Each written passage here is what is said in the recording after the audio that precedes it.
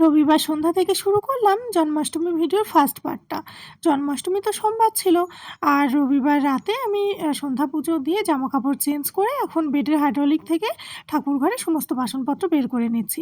না হলে সকাল হতেই যেহেতু আমার এগুলো ভোগ বানানোর জন্য লাগবে, বাসনগুলো তো পরিষ্কার করেই রাখা থাকে, কিন্তু কি বলো তো, মানে অনেক দিন থাকে তো তারপরে গিয়ে বের করে আর কি ভোগ বানানো শুরু করলে আহ, ঠিক ভালো লাগে না, কেমন যেন মনে হয় আর একটু ধুয়ে মেজে পরিষ্কার করে নিলেই ভালো হয়। তো সেই কারণে সকালে তো এগুলো করতে গেলে অনেক বেশি টাইম ওয়েস্ট হয়ে যাব, আর এমনি সকালে খুব ব্যস্ত হয়ে পড়বো, তো ওই জন্য আমি জেনে বুঝিয়ে এখনই আর কি বার করে নিচ্ছি। আর এগুলো নিয়ে সব আর কি এখনই মাজা ধোয়া করে উপর করে রাখবো। তাহলে রাতে কি হবে, জলটাও ঝরে যাবে, আর আমি নিশ্চিন্তে সকালে একটা একটা করে বাসন নিয়ে আর কি কাজে লাগাতে পারবো। তো সেজন্যই আর কি এখন বার করে নিচ্ছি। আর এই যে বয়ে বয়ে নিয়ে যাচ্ছি আবার, এখান থেকে নিয়ে গিয়ে যেখানে মাজা ধোয়া আমি করি ওখানে নিয়ে গিয়ে একটা একটা করে আবার পরিষ্কার করে নিয়ে এসে উপর করে রাখবো। আর এখন সকালবেলা ঘরবাড়ি ঝাড়ু-টাড়ু দিয়ে সবকিছু করে আমি একটু নিচে এসেছিলাম। কিছু জিনিসের একটু দরকার ছিল, তো সেগুলো নিয়ে আবার রিটার্ন তাড়াতাড়ি ঘরে ঢুকেও গেছি। তারপর স্নান করে এই যে একটা সুতির শাড়ি পরে নিয়েছি। আমার এখানে ওই সুতির ছাপা শাড়ি খুব কম আছে। ২ টো না ৩ টে আছে এরকম। তো খুব একটা পরাও হয় না। তো এই যে ঘরে পুজো, শাড়ি না পরলে তো কেমন লাগে। তো সে কারণে আর কি ওই যেরকম পারলাম, যেভাবে পারলাম পরে নিলাম। তোমরা তো জানোই আমি আগের ভিডিওতেও বলেছি যে আমি শাড়ি পরায় একটু কাঁচা আছি। কি করব, মেয়ে মানুষ বলতেও কেমন লাগে, কিন্তু আ সেভাবে পরা হয় না বা পরিনি, তো ওইজন্য না আমার অতটা হাত পাকা হয়নি। পরিনি কেন বললাম বলো তো? তোমরা অনেকেই জেনে থাকবে আমার বিয়ের ৫ দিন পরেই আমরা গুজরাট চলে এসেছিলাম। তো যেহেতু কলকাতাতে বেশিদিন ছিলাম না, তো সে কারণে আর কি শাড়ি পরাও হয়নি। আর এখানে আসার পর আমি যেহেতু পরতে পারতাম না, ওইজন্য আমারও নিজে থেকে পরা হয়নি।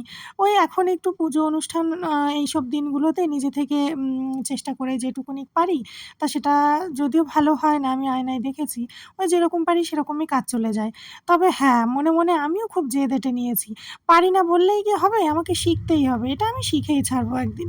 সবার মতো নিশ্চয়ই ভালো পারবো। তো সেই চেষ্টায় আছি, আর অবশ্যই তা একদিন হয়ে যাবে। যাক, অনেক কথা হলো, এখন আমি তো পুজোয় বসে গেছি, সে কথা আর কিছুই বলা হচ্ছে না।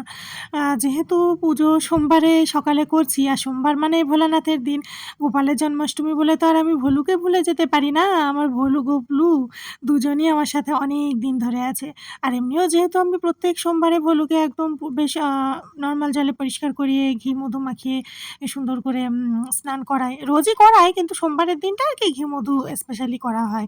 তো সেজন্য আর কি সোমবার আগে ভলুকে করিয়ে নিলাম। এ কারণেই করলাম, কারণ তার তো আবার তুলসী পাতা কোনো জায়গায় ছোঁয়ানো যাবে না। আর গোপলুকে স্নান করাতে গেলে তো তুলসী পাতা সবকিছুতে তার আবার তুলসী পাতা প্রয়োজন। দুজন দুই মেরু।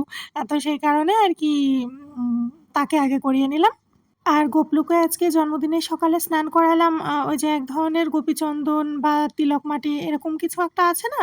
আমি নামটা বড্ড গুলিয়ে ফেলছি। তো ওটা দিয়েই আজকে গোপলুকে স্নান করিয়েছি। আর তাছাড়া রাতে তো স্পেশালি আছেই। তারপর আবার সবকিছু নতুন, নতুন পরিয়ে দিয়েছি। একদম সকাল থেকে সব তার নতুন, নতুন পোশাক। তারপর আর কি রেডি-টেডি করিয়ে তোমরা দেখতেই পেলে। আর এখন চলছে তার স্পেশাল দিনে সকালের ভোগের থালা সাজানো।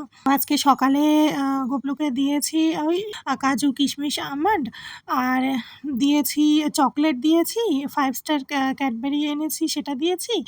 আর বাটার ওই যে অল্প একটু কেটে কেন দিলাম বলো তো? দেখি তোমরা কে কীরকম বোঝো। দেখো, ওটা আমি যদি পুরোটা একটা গোটা দিই না, তাহলে ওটা আমার মনে হয় লোক দেখানোই হবে। আর ওটা দেওয়ার পরে তারপর কি হবে, আমি তো ওটা না পারবো আর কোনো ভোগে রান্না-বান্না করতে, বানাতে। আর যেখানেই রেখে দেবো আমি তো ঘরের ফ্রিজে ওঠাবো না, যাবে ওটা গলে। আর আমি নিজেও সারাদিনে খাবো না। মানে ফালতু, ফালতু এদিকে ওদিকে আর কি পড়ে জিনিসটা নষ্ট হবে। আর যেহেতু ভগবানের ভোগ প্রসাদ সেটা খেতে হয়, ওইজন্য অল্পের মধ্যে দিলাম যাতে গোপলুও খেতে পারে আর সেটা কোনো রকমভাবে ফেলে না দিতে হয়, নষ্ট না হয়। তো সেই জন্য। তো ফার্স্ট পার্টের ভিডিওটা এখানেই এন্ড করলাম। কেমন লাগলো কমেন্ট করেই জানিও। আর সেকেন্ড আর থার্ড পার্টের ভিডিওর জন্য কিন্তু অবশ্যই ওয়েট করে থেকো। ওই দুটো কিন্তু ভীষণ ইন্টারেস্টিং হতে চলেছে। দেখা হচ্ছে নেক্সট ভিডিওতে।